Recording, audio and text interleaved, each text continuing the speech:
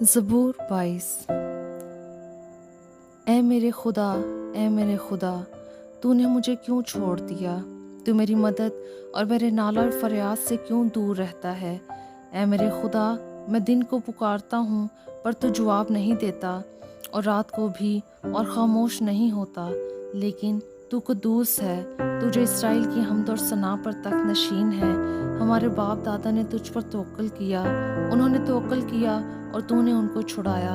انہوں نے تجھ سے فریاد کی اور رہائی پائی، انہوں نے تجھ پر توکل کیا اور شرمندہ نہ ہوئے۔ پر میں تو کیڑا ہوں، انسان نہیں، آدمیوں میں انگشت نما ہوں اور لوگوں میں حقیر۔ وہ سب جو مجھے دیکھتے ہیں میرا مذاق اڑاتے ہیں، وہ منہ چڑھاتے، وہ سر ہلا ہلا کر کہتے ہیں، اپنے کو خداوند کے سپرد کر دے، وہی اسے چھڑائے۔ جبکہ وہ اس سے خوش ہے تو وہی اسے چھڑائے۔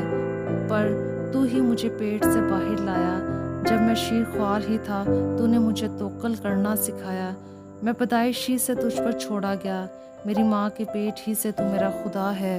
مجھ سے دور نہ رہ، کیونکہ مصیبت قریب ہے، اس لیے کہ کوئی مددگار نہیں۔ بہت سے سانڈوں نے مجھے گھیر لیا ہے، بسن کے زوراور سانڈ مجھے گھیرے ہوئے ہیں۔ وہ پھاڑنے اور گرجنے والے ببر کی طرح مجھ پر اپنا منہ پسارے ہوئے ہیں۔ میں پانی کی طرح بہہ گیا، میری سب ہڈیاں اکھڑ گئیں، میرا دل موم کی مانند ہو گیا، وہ میرے سینہ میں پگھل گیا۔ میری قوت ٹھیکرے کی مانند خشک ہو گئی اور میری زبان میرے تالو سے چپک گئی، اور تو نے مجھے موت کی خاک میں ملا دیا، کیونکہ کتوں نے مجھے گھیر لیا ہے، بدکاروں کی گروہ مجھے گھیرے ہوئے ہے۔ وہ میرے ہاتھ اور میرے پاؤں چھیدتے ہیں، میں اپنی سب ہڈیاں گن سکتا ہوں۔ وہ مجھے تاکتے اور گھورتے ہیں، وہ میرے کپڑے آپس میں بانٹتے ہیں اور میری پوشاک پر کرہ ڈالتے ہیں۔ لیکن تو اے خداوند دور نہ رہ، اے میرے چارہ ساز، میری مدد کے لیے جلدی کر۔ میری جان کو تلوار سے بچا، میری جان کو کتے کے قابو سے، مجھے ببر کے منہ سے بچا، بلکہ تو نے سانڈوں کے سینگوں میں سے مجھے چھڑایا ہے۔ میں اپنے بھائیوں سے تیرے نام کا اظہار کروں گا، جماعت میں تیری ستائش کروں گا۔ اے خداوند سے ڈرنے والو، اس کی ستائش کرو، اور اے یعقوب کی اولاد، سب اس کی تمجید کرو، اور اے اسرائیل کی نسل، سب اس کا ڈر مانو، کیونکہ اس نے نہ تو مصیبت زدہ کی مصیبت کو حقیر جانا، نہ اس سے نفرت کی، نہ اس سے اپنا منہ چھپایا، بلکہ جب اس نے خدا سے فریاد کی تو اس نے سن لی۔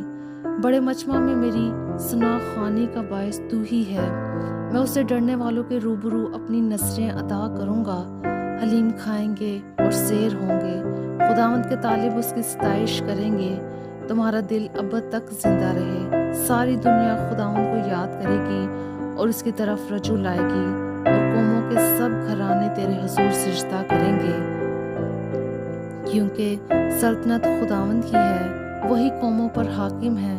دنیا کے سب آسودہ حال لوگ کھائیں گے اور سجدہ کریں گے۔ وہ سب جو خاک میں مل جاتے ہیں اس کے حضور جھکیں گے، بلکہ وہ بھی جو اپنی جان کو جیتا نہیں رکھ سکتا۔ ایک نسل اس کی بندگی کرے گی، دوسری پشت کو خداوند کی خبر دی جائے گی۔ وہ آئیں گے اور اس کی صداقت کو ایک قوم پر جو پیدا ہوگی یہ کہہ کر ظاہر کریں گے کہ اس نے یہ کام کیا ہے۔ آمین۔